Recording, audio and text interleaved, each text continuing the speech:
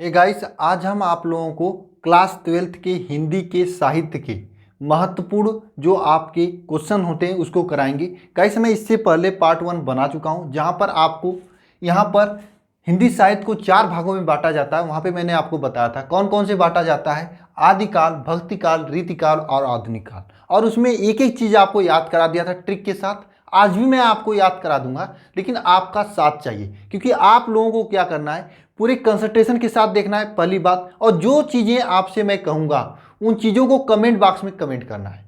जितनी भी चीज़ें मैं कहूँगा उसे कमेंट बॉक्स में लिखना है। बस लिखोगे, दिमाग पे प्रेशर मत देना, याद हो जाएंगे। मुझे मालूम है साइंस के स्टूडेंट हो आप लोग, दिक्कत होती है, हिंदी वगैरह नहीं पढ़े हो। बस जो जो मैं करा रहा हूँ डेली उसी को करते जाओ। हाँ, एक बार अगर आप सुबह में इस लेक्चर को देख रहे हो तो शाम होते होते, अगले दिन शाम होते होते वीडियो को लाइक करके रखोगे तो लाइक सेक्शन में रहेगा, एक बार और देख लेना। बस 2 बार देखोगे, हमेशा के लिए याद हो जाएगा। ये सब ऐसी चीज़ें होती हैं, अगर आप इस समय पढ़ लिए तो पढ़ लिए, लेकिन एग्जाम के टाइम में आप नहीं पढ़ के जाओगे।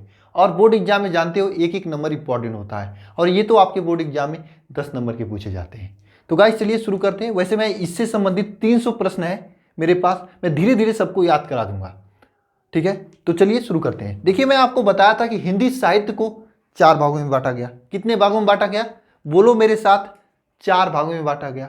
4 भाग कौन कौन थे, मैं आपको बताया था: आदिकाल, भक्तिकाल, रीतिकाल और आधुनिक काल। जरा मेरा एक प्रश्न है आप लोगों से, बताओ जरा, आदिकाल को आदिकाल किसने कहा था?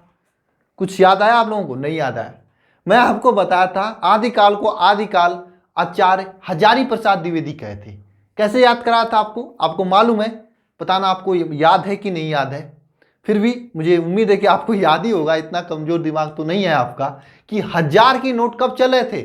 आदिकाल में चल रहे थे। अरे ज़्यादा नहीं, 2016 के पहले चल रहे थे, ठीक है। तो आदिकाल को हजारी प्रसाद द्विवेदी ने कहा था। जिसे आदिकाल का अलग अलग नाम है, जिसमें आदिकाल जो है इसका नाम हजारी प्रसाद द्विवेदी रखे थे। और वीरगाथा काल आपको मैंने बताया था आदिकाल को ही कहा जाता है, जो नाम आपके रामचंद्र शुक्ल ने कहे थे। रामचंद्र जी जानते हैं, रामचंद्र जी क्या थे? वीर थे, एक बलशाली थे, जो कि रावण को मारे थे। दशहरा इसी चक्कर में होता है। तो रामचंद्र जी वीरगाथा काल से संबंधित, रामचंद्र शुक्ल जी इस आदिकाल को वीरगाथा काल कहे थे। ऐसे मैं आपको एक एक ट्रिक करके याद कराया था। मुझे उम्मीद है जो देखे होंगे उनको याद होगा। फिलहाल मैं चलते हैं आज भक्ति काल पे। तो भक्ति काल के महत्वपूर्ण चीज़ें आपको बताएंगे। देखिए, कुछ लोग से आप अगर पूछोगे कि सर जरा बताइए भगवान होते हैं कि नहीं होते हैं, कुछ लोग कहेंगे भगवान होते हैं, कुछ लोग कहेंगे भगवान नहीं होते हैं। जो वो वाले होते हैं कि भगवान नहीं होते हैं, वो लोग क्या करते हैं, पूजा पाठ वगैरह नहीं करते हैं। जो भगवान होते हैं वो लोग क्या करते हैं, पूजा पाठ वगैरह करते हैं। तो भक्ति काल 2 भागों में बांटा गया था। एक भाग था आपका, देखिए, निर्गुण। निर्गुण था, निर्गुण आपका एक भाग था जो है निर्गुण, निर्गुण था, ठीक है। एक भाग था सगुण काव्य धारा, सगुण, ठीक है। एक निर्गुण काव्य धारा था, काव्य धारा। एक सगुण, सगुण काव्य धारा, धारा। तो जरा सोचो, भक्ति काल को कितने भागों में बांटा गया? बोलो मेरे साथ, 2 भागों में बांटा गया।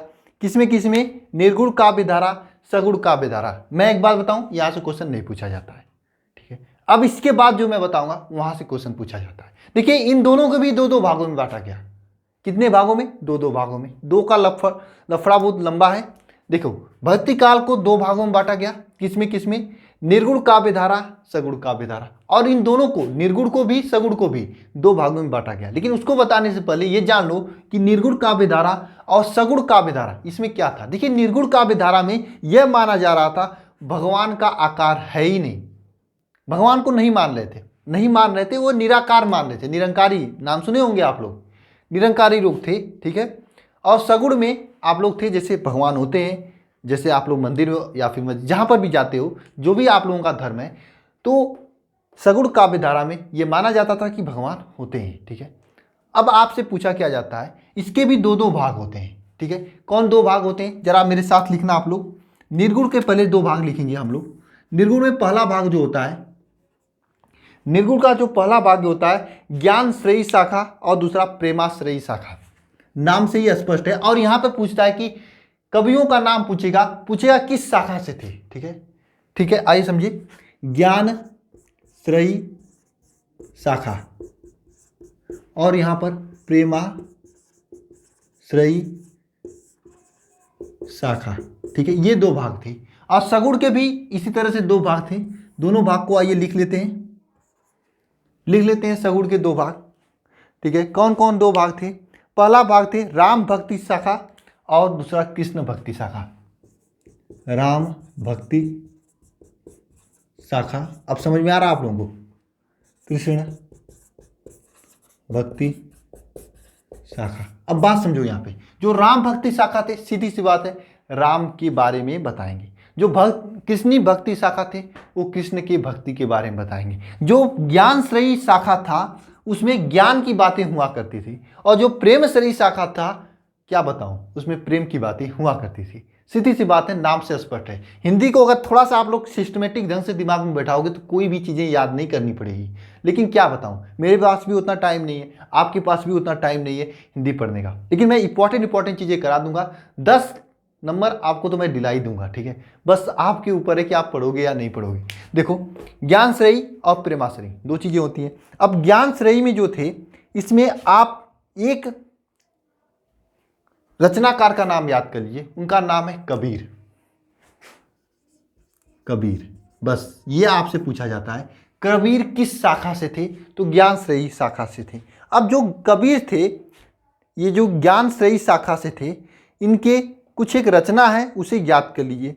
कबीर के एक रचना है, जैसे आप लोग क्या करते हो, दो बाल्टी होती है तो बाल्टी में पानी भरते हो, पानी तो अपने हाथ में रख नहीं सकते हो, बाल्टी में भरते हो। इसी तरह अपने जो कॉपी किताब होती है उसको भी आप लोग बैग में भरते हो, तो उसे बैग कहते हो। इसी तरह से कबीर के 3 रचना थे, तीनों को एक ही रूप में रखा जाता है, जिसका नाम है बीजक।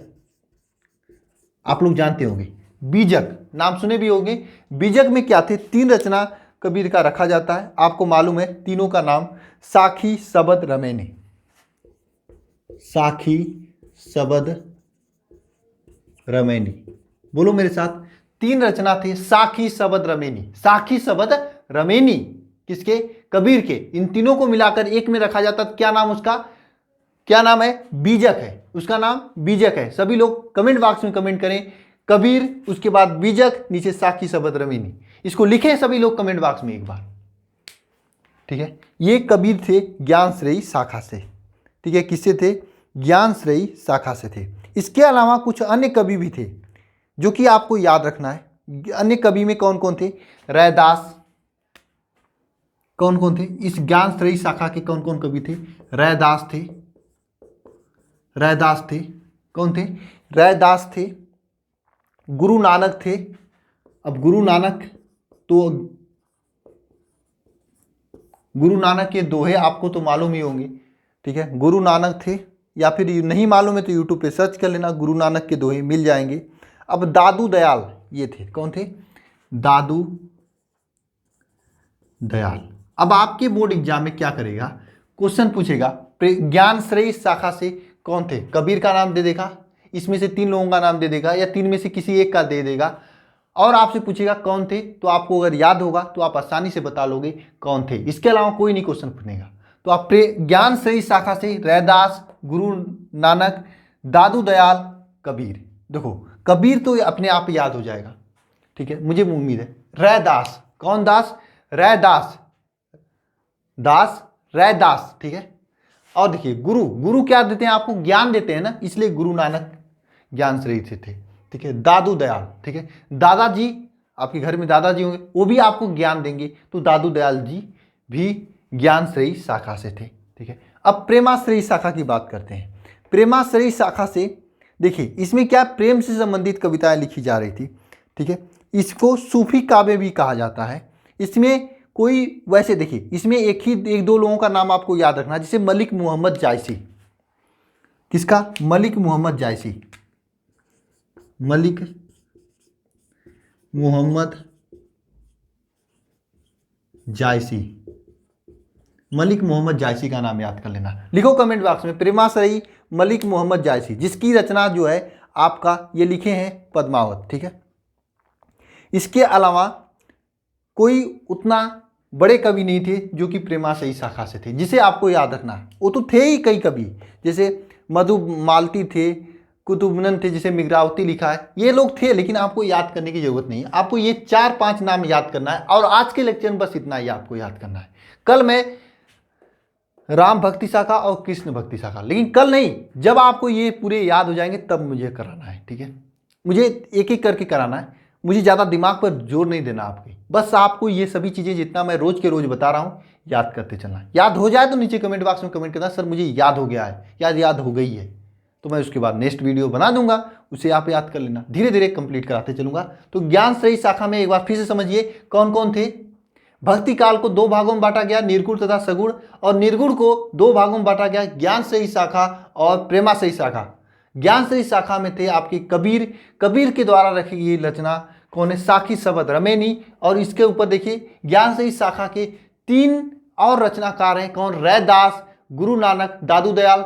गुरु आपको शिक्षा देते हैं, दादा भी शिक्षा देते हैं, तो ये दोनों के दोनों ज्ञान से संबंधित हैं, मतलब ज्ञान से संबंधित है। अब मालिक साहब मलिक मोहम्मद जायसी प्रेमाश्रयी शाखा से हैं, मलिक मोहम्मद जायसी, इतना याद कर लेना, जिनकी रचना पद्मावत है। अब पद्मावत मूवी कितने लोग देखे हैं ये जरा कमेंट बॉक्स में कमेंट कर देना। सभी लोग देखेंगे मूवी के मामले में, तो आप लोग तेज हो ना।